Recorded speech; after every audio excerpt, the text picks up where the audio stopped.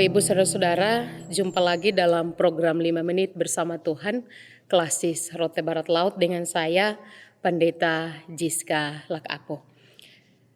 Dalam merayakan Minggu Advent yang kedua, pembacaan firman Tuhan dan tema yang ditetapkan oleh Majelis Sinode untuk kita baca dan renungkan bersama pada saat ini adalah dari kitab Yesaya pasal 40, ayat 1 hingga ayatnya yang ke-11, dengan tema proaktif menyiapkan jalan bagi Tuhan. Saudara-saudara sekalian, apa bedanya dari sikap proaktif dan sikap reaktif?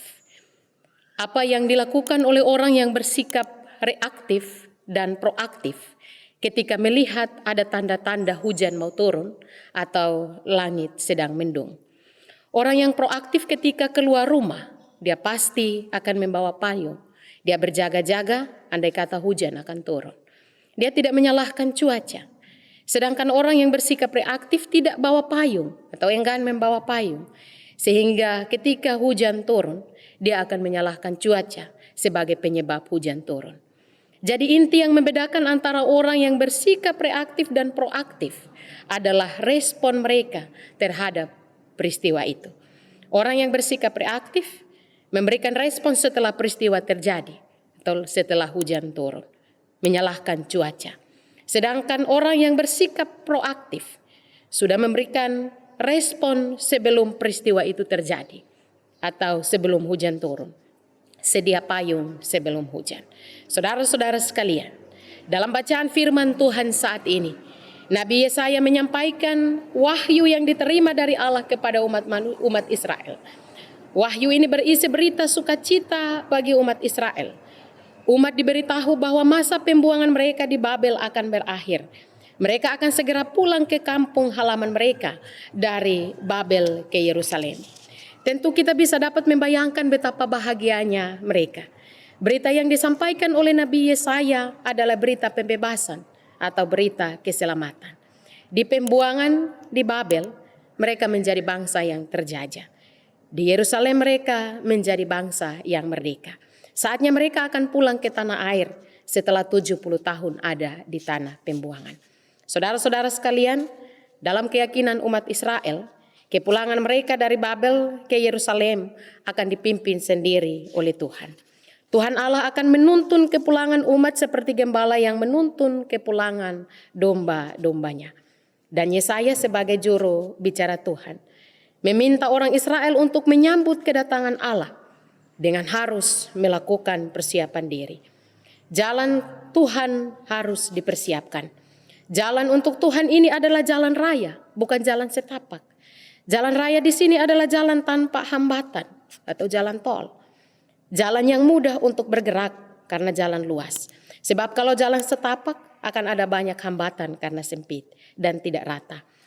Mereka diminta untuk menimbun jalan yang berlubang dan meratakan jalan yang bergelombang, yang berbukit dan yang bergunung-gunung.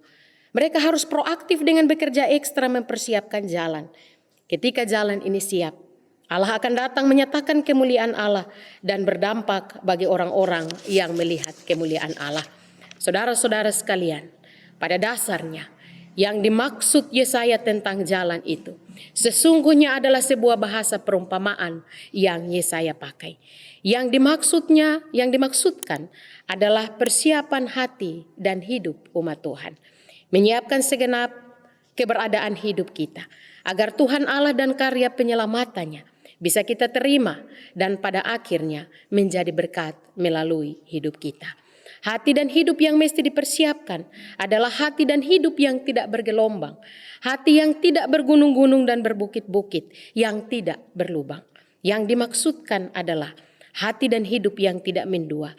Hati yang tidak berubah dari percaya menjadi penghujat. Yang tidak munafik.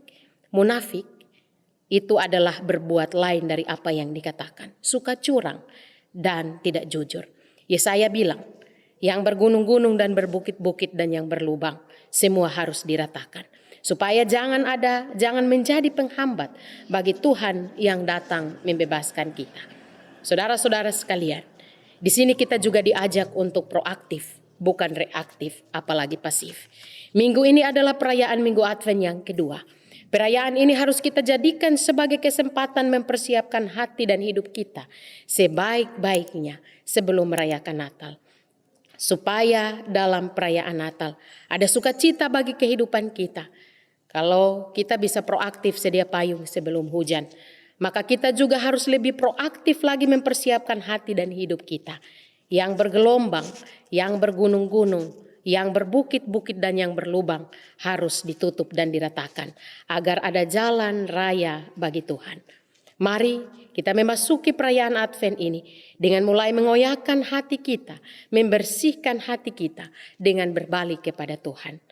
Selamat merayakan Advent yang kedua. Tuhan Yesus memberkati kita. Shalom.